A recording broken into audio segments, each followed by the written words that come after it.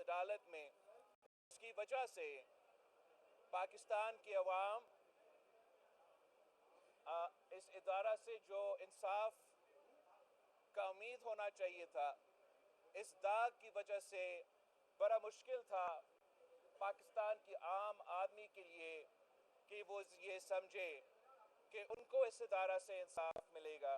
अगर कायदे अवाम जैसा शख्स को इंसाफ नहीं मिला हो, तो आज मैं जो ये यूनानिमस कोर्ट ऑर्डर है, और मैं तमाम जज साहब का शुक्रगुजार हूँ, जो वकलाक थे उनका मैं शुक्रगुजार हूँ, जो एमिकस क्यूराई जो पाकिस्तान भर में से चीफ जस्टिस साहब ने इस कोर्ट में रिक्वेस्ट किया उनका असिस्टेंस का, और जिस तरीके से इन्होंने कायदे अवाम शहीद जुल्फ़िकार अली भुट्टो का मुकदमा लड़ा, मैं उनका शुक्रगुजार हूँ।